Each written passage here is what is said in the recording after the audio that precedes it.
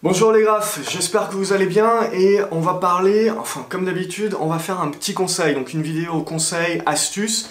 Souvent, je vous dis, il faut de la discipline, il faut couper les pertes, il faut mettre des stops. Très souvent, voilà, il y a des personnes qui fonctionnent avec des stops physiques, d'autres personnes avec des stops mentaux. Je vous dis toujours que finalement, la taille de position, c'est réellement comme cela qu'on va gérer le risque. Le stop en soi, ça doit être un niveau graphique, et c'est pas le plus important. Pour moi, c'est toujours la taille de position qui m'a toujours sauvé. Et pas réellement où je mettais le stop ou pas. En plus, psychologiquement, émotionnellement parlant, on peut avoir des difficultés avec le stop.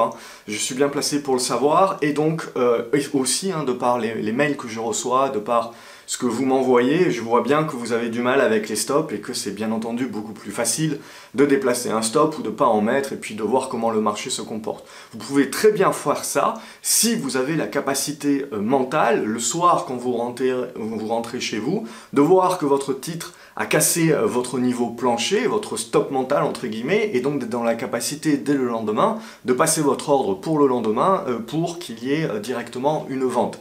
Ça voilà, si vous avez cette structure-là, cette capacité-là de savoir couper, vous n'avez pas besoin de stop physique, vous pouvez très bien marcher avec des stops mentaux. Et je parle dans un horizon de temps qui est quand même moyen long terme. Quand on est sur du très court terme, voire du très très court terme, bien entendu, là vous devez fonctionner avec des stops physiques. C'est même recommandé. Par contre, voilà, la problématique en fait, et de là où vient le problème en fait, c'est qu'on a tous un blocage à un moment donné quand on a une plus-value latente ou une moins-value latente. Et en fait, le blocage, c'est de dire, ok, quand est-ce que je vends? Alors la grosse problématique, et c'est toujours la même, c'est avoir un plan. À partir du moment où vous avez un plan, vous savez quels sont vos critères, quelles sont vos variables, quels sont vos repères. À partir du moment où vous avez des repères, ça va vous éviter tout simplement, dès qu'il va se passer quelque chose sur l'action, d'une part de la regarder toutes les minutes, deuxièmement, dès que ça va monter ou descendre, de vous demander est-ce que je dois acheter, est-ce que je dois vendre, est-ce que je dois racheter, est-ce que je dois alléger. Bref, si vous n'avez pas de plan, vous ne savez pas et vous allez être complètement tributaire de ce que l'action va faire chaque minute. Et donc ça, réellement, ça va vous bloquer et il faut vraiment l'éviter. Et ce que je ressens et ce que je vois, c'est que ce qui vous bloque très souvent, c'est quand vous regardez votre portefeuille, vous voyez non seulement les moins-values ou les plus-values en pourcentage, mais vous les voyez en euros également. Et ça, je pense que c'est une grosse problématique et je vais vous expliquer pourquoi. Parce que très souvent, ce que je vois, c'est des personnes qui ont un plan ou qui n'ont pas de plan, ou qui ont un plan mais qui ne vont pas le respecter, parce qu'elles vont regarder la plus-value ou la moins-value latente en euros, et ça va leur causer un biais psychologique, dans le sens où ça va les bloquer. Alors si vous êtes en train de gagner, en règle générale, admettons, vous êtes en train de gagner 600, 700 euros, le titre est en train d'arriver sur ces niveaux de résistance, sur le niveau sur lequel vous aviez dans votre plan comme objectif, de vendre au minimum une partie du trade. Pour sécuriser une partie du trade, qu'est-ce qui va se passer dans votre tête en règle générale? Vous allez aimer les chiffres ronds. Et qu'est-ce qui va se passer? Vous allez vous dire, ouais, mais peut-être qu'elle peut encore grappiller. Peut-être que je peux faire 1000 euros sur cette position et je vais la vendre quand j'aurai fait 1000 euros. Bien entendu, si elle arrive à dépasser les 1000 euros, qu'est-ce qui va se passer? En règle générale, quand vous commencez déjà à dévier de votre plan, et que vous l'ajustez au fur et à mesure, dès que vous allez arriver à 1000 euros, vous allez être cupide, vous allez être gourmand, vous allez dire bon mais finalement ça va être 1200, 1300, 1500.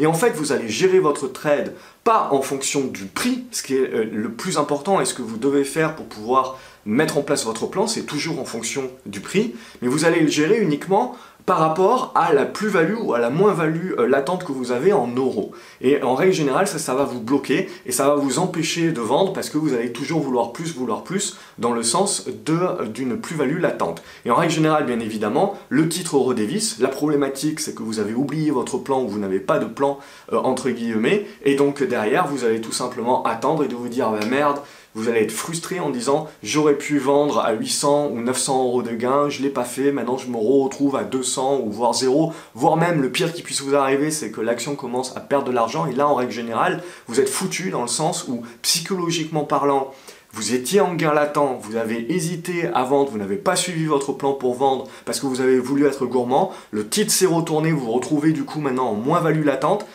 psychologiquement c'est très très dur de pouvoir couper cette position là et de prendre une perte.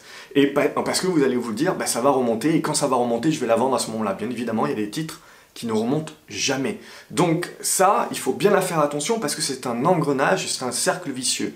À partir du moment où vous ne respectez pas avec discipline votre plan originel, à partir du moment où vous n'avez pas de plan originel, vous allez être tributaire de vos émotions, vous allez être tributaire de ce qui va se passer sur les marchés à chaque minute. Et ça, c'est très usant émotionnellement parlant et puis physiquement parlant aussi. Vous ne pouvez pas tenir à ce rythme-là en termes de stress, en termes de pression émotionnelle et physique. Hein. Je ne vous recommande pas. Et en plus, c'est énormément de frustration. Et le deuxième cas qui arrive, c'est bien évidemment quand vous vous retrouvez en moins-value. Donc vous commencez à perdre de l'argent, 200 € suivant votre capital bien entendu, 200 € ça va, 300 € ça va, 400 € ça va, et puis vous commencez à passer les 1000 €, et donc là ça commence à plus aller. Vous dites, bon ben sur le rebond, je vais vendre, je vais faire quelque chose, etc. Et puis vous passez les 2000 €, et puis en fait vous passez une étape à un moment donné où vous avez un blocage, vous n'allez plus vendre parce que la perte latente est tellement énorme que vous n'avez pas envie de revendre parce que vous avez l'expérience passée où vous avez revendu finalement et pris votre perte et puis l'action était remontée dans la foulée. Et donc vous vous mettez en mode espoir, vous vous mettez dans le mode voilà, où vous espérez que ça rebondisse pour pouvoir vendre et en règle générale, qu'est-ce que vous voulez? Vous essayez de revenir à zéro. Et ça c'est l'erreur suprême, c'est qu'en règle générale, le marché va vous donner une chance. Il va toujours vous donner une chance de sortir, une seconde chance de sortir et de vous en tirer à bon compte. Mais il ne vous donnera pas forcément la chance de vous en tirer à zéro. Il vous donnera la chance peut-être de moins 1000 de repasser à moins 200. Il faut savoir, graphiquement parlant, reconnaître ces chances-là et savoir quand vous avez pris un mauvais trade, accepter le mauvais trade, savoir qu'en plus vous avez accumulé une autre erreur qui est de ne pas avoir eu de plan, de ne pas l'avoir respecté et de ne pas être sorti bien avant et donc d'avoir potentiellement eu une grosse perte. Là, le marché vous permet de vous récupérer, il faut sauter sur l'occasion, sortir de ce trade-là, s'en détacher émotionnellement et puis ça permet de sauvegarder du capital pour se concentrer sur autre chose. Donc ça, c'est très important. Et ce que je remarque, et ce qui moi aussi m'a beaucoup biaisé pendant très longtemps, c'est que sur la plupart des portefeuilles des courtiers que vous avez votre prix de revient, le nombre d'actions que vous avez, et vous avez le pourcentage de gains et de pertes. En pourcentage de votre plus-value ou de votre moins-value latente. Ça, c'est pas très gênant et je dirais même c'est important de l'avoir. Par contre, il y a pour moi une notion qu'il faudrait enlever et si vous pouvez chez votre courtier enlever là, c'est la plus-value ou la moins-value latente en euros. Parce que vraiment, l'argent, quand vous tradez, il ne faut pas penser argent, il ne faut pas penser euro. Il faut penser prix, il faut penser niveau graphique, il faut penser indicateur éventuellement si vous misez sur les indicateurs. Et il faut jouer sur des pourcentages, voilà, un ordre de grandeur de pourcentage éventuellement pour gérer votre risque. Et la taille de position bien entendu. Mais l'euro, le fait de voir vos plus-values et vos moins-values latentes en euros, ça va vous biaiser. Surtout si vous débutez, ça va complètement vous biaiser, voilà. Ça va vous rendre cupide parce que vous allez vouloir grappiller des centaines d'euros ou des dizaines d'euros suivant votre taille de compte. Ça va vous empêcher de vendre quand vous voyez que la moins-value latente potentielle est équivalente à 1, 2, 3 semaines de salaire. À partir du moment où vous voyez des euros, vous avez tendance à les associer par rapport à des choses qui ont une valeur pour vous. Et donc à partir de ce moment-là, en fait, c'est comme si vous tombiez finalement sous l'emprise et amoureux de l'action, et vous ne pouvez plus vous en détacher, et vous êtes dans le mode passion, et donc purement émotionnel, et tout ça, évidemment, ça vous empêche et ça vous bloque pour pouvoir vendre. Donc une de mes recommandations, sous forme d'astuce, c'est si votre courtier vous le permet, enlevez cette colonne qui vous montre les plus-values et les moins-values latentes en euros. Enlevez-la, vous ne devez pas la voir, c'est très important.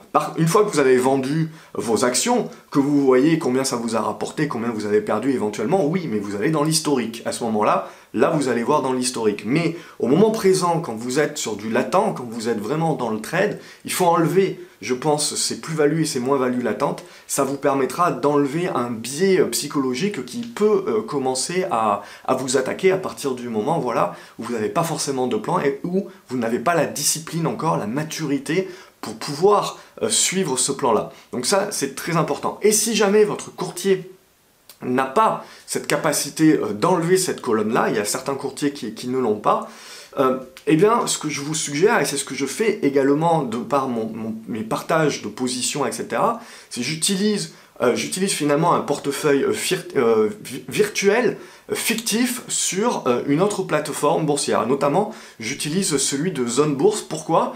Parce que sur celui de Zone Bourse, nativement, il vous met uniquement les plus-values et les moins-values latentes en pourcentage et il ne vous les met pas en euros. Donc ce que je fais toujours, moi, c'est que j'ai ma plateforme, vous le voyez, j'ai plusieurs écrans, donc ça facilite également le paramétrage. Mais ce qui est très important, c'est de se dire, voilà, j'ajuste en permanence ce tableau-là, donc j'ai ce portefeuille virtuel qui réplique mon portefeuille personnel, et donc je vais rentrer mes titres. En plus, il y a un avantage, c'est que vous allez directement avoir des petites bulles, des petites vignettes qui vont vous renseigner sur les news qui sont en cours sur ces valeurs-là, le potentiel agenda des résultats, donc quelque chose que vous n'avez pas forcément sur votre courtier, ou en tout cas qui ne va pas vous sauter aux yeux directement quand vous prenez la position. Donc là, Zone Bourse, moi je l'utilise pour ça, ce portefeuille virtuel, je l'utilise pour ça, parce que c'est une grande aide. Et finalement, sur mes positions latentes, en fait, je regarde essentiellement ce portefeuille-là, je suis essentiellement ce portefeuille-là de cette manière-là, sans les montants en euros, et uniquement en pourcentage, donc vous le voyez quand je le partage sur le site. Et derrière, ma plateforme, mes brokers, puisque j'en ai plusieurs, je vais les utiliser uniquement pour passer les ordres, et puis à froid, regarder mon historique éventuellement, regarder voilà, les frais, et puis ce que j'ai en portefeuille, l'évolution, etc. Et regarder un petit peu plus dans le détail. Mais réellement, je vous encourage, comme telle une astuce, d'éviter du coup de vous plonger dans ce piège psychologique, et ça peut vous aider justement à éviter des erreurs et à éviter de rentrer dans un engrenage, ne serait-ce que de ne pas voir les montants en euros. Donc c'est très important, essayez, n'hésitez pas à me dire ce que vous en pensez dans les commentaires, à faire vos tests, à voir émotionnellement comment vous réagissez par rapport à ça. Ça peut être bizarre au début puisque vous en avez pas l'habitude, mais vraiment poussez le truc, vous verrez, je pense réellement que ça peut vous aider à tenir un petit peu plus avec discipline vos plans, et à être moins biaisé psychologiquement parlant et émotionnellement parlant. Voilà, j'espère que cette vidéo vous a plu, n'hésitez pas à mettre un pouce en l'air si c'est le cas, partagez-la également avec un ami que ça peut aider, et quant à moi, donc je vous dis à la prochaine vidéo de conseils. Salut!